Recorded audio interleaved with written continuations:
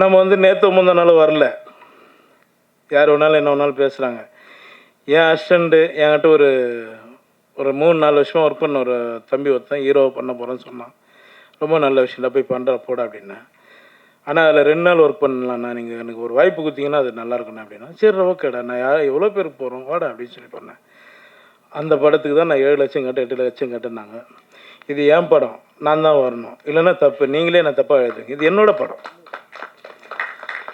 எனக்கு அவங்க சொன்னாங்க, நாங்கள் வந்துட்டோம். நான் சொல்லட்டோம்மா, இன்றைக்கி பெரியவங்க இருக்காங்க, அவங்க இதில் சொல்லட்டுமா, எனக்கு எவ்வளோ பேர் பணம் தரணும் தெரியுங்களா? லிஸ்ட் எடுத்து கொடுக்கட்டுங்களா? உங்களால் வாங்கி கொடுக்க முடியும்னா சொல்லுங்கள், நான் எடுத்து கொடுத்துட்றேன். ஏன் சார் உங்கள் லிஸ்ட் இருக்காண்ணா? என்ன கொடுக்குறோம், கண்டிப்பாக கொடுக்குறோம். அப்படி பேசாதீங்க, நாங்கள் சப்போர்ட் பண்ணி தான் நாங்கள் போயிட்டுருக்கோம். என்னை பொறுத்த வரைக்கும் நான் எல்லோரும் சப்போர்ட் பண்ணிகிட்ருக்கேன். இன்றைக்கி 50-60 கோடி சம்பளம் வாங்குகிற டைரக்டரும் கூட எங்கேருந்து ஆரம்பித்தாங்க நீங்கள் எல்லோரும் ஒரு முறை யோசிங்க, சரிங்களா? எல்லாருக்கும் வணக்கம்.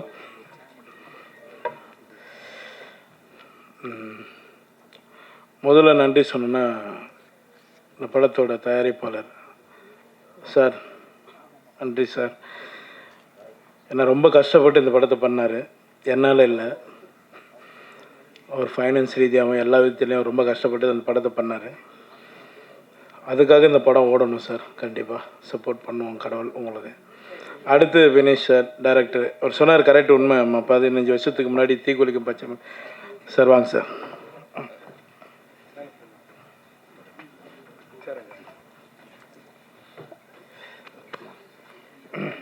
பேசுகிறீங்களா சார்?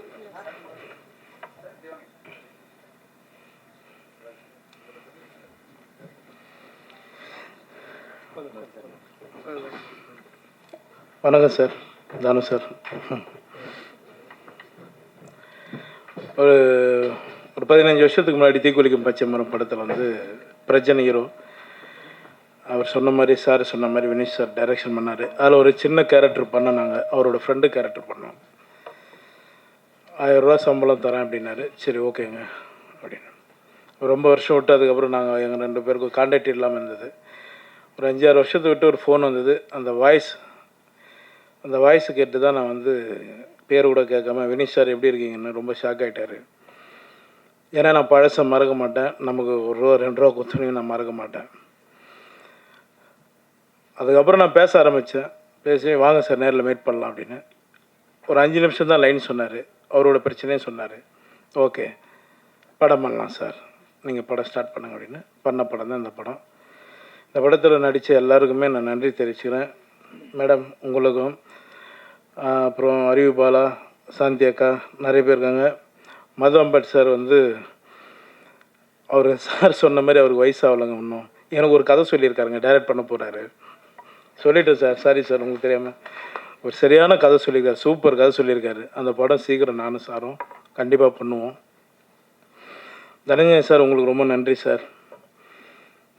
சார் உங்களுக்கு ரொம்ப நன்றி. ஏன்னா பயங்கர சப்போர்ட் பண்ணியிருக்காங்க இந்த படத்துக்காக. இந்த படம் ரிலீஸ் பண்ணுறதுக்கு தானு சாரும் தனஞ்சயன் சாருக்கும் நான் நன்றி தெரிவிச்சுக்கிறேன். சார் சொன்ன மாதிரி சார், நான் எங்கே சார் சம்பளம் ஃபிக்ஸ் பண்ணுறேன்? என் சம்பளம் தான் வெளியில் இருக்கிறவங்க எல்லோரும் ஃபிக்ஸ் பண்ணுறாங்க சார். என் சம்பளம் எனக்கு எவ்வளோன்னு தெரியாது சார். அந்த சுச்சுவேஷனில் தான் போயிட்டுருக்கேன். நீங்கள் சொன்ன மாதிரி நாங்கள் எல்லாம் சம்பளம் கம் பண்ணுறோம் சார். நீங்களே அனுப்புங்க சார், யார் ஒன்றாலும் அனுப்புங்க, நல்ல கதை கிட்ட அனுப்புங்க. சொல்கிற சம்பளத்தை நீங்களே வாங்கி கொடுத்துருங்க. அதை கேட்டால் தான் இங்கே எதிரி ஆயிரும். அதான் உண்மை. இப்போ நம்ம வந்து நேற்று முந்தின நாள் வரல, யார் வேணாலும் என்ன வேணாலும் பேசுகிறாங்க. என் அசிஸ்டண்ட்டு என்கிட்ட ஒரு 3-4 வருஷமாக ஒர்க் பண்ண ஒரு தம்பி ஒருத்தன் ஹீரோவை பண்ண போகிறேன்னு சொன்னான். ரொம்ப நல்ல விஷயம் போய் பண்ணுற போட அப்படின்னேன். ஆனால் அதில் 2 நாள் ஒர்க் பண்ணலாண்ணா, நீங்கள் எனக்கு ஒரு வாய்ப்பு கொடுத்தீங்கன்னா அது நல்லாயிருக்குண்ணா அப்படின்னா. சரி ஓகேடா, நான் எவ்வளோ பேருக்கு போகிறோம் வாடா அப்படின்னு சொல்லி பண்ணேன்.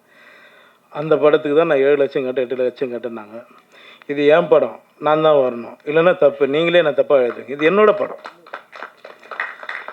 எனக்கு அவங்க சொன்னாங்க, நாங்கள் வந்துட்டோம்.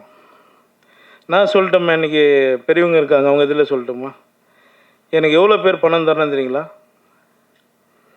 லிஸ்ட் எடுத்து கொடுக்கட்டுங்களா? உங்களால் வாங்கி கொடுக்க முடியும்னா சொல்லுங்கள், நான் எடுத்து கொடுத்துட்றேன். ஏன் சார் உங்கள் லிஸ்ட் இருக்காண்ணா? என்ன கொடுக்குறோம், கண்டிப்பாக கொடுக்குறோம். இப்படி பேசாதீங்க. நாங்கள் சப்போர்ட் பண்ணி தான் நாங்கள் போயிட்டுருக்கோம். என்னை பொறுத்த வரைக்கும் நான் எல்லோரும் சப்போர்ட் பண்ணிகிட்ருக்கேன். இன்றைக்கி 50-60 கோடி சம்பளம் வாங்குகிற டைரக்டருங்க கூட எங்கேருந்து ஆரம்பித்தாங்க நீங்கள் எல்லோரும் ஒரு முறை யோசிச்சிங்க. சரிங்களா? இந்த படம் ரொம்ப கஷ்டப்பட்டு நான் ஜாஸ்தி பேசலை, எமோஷன் ஆகலை, அப்படியே ஃப்ரீயாக விட்ருவோம்.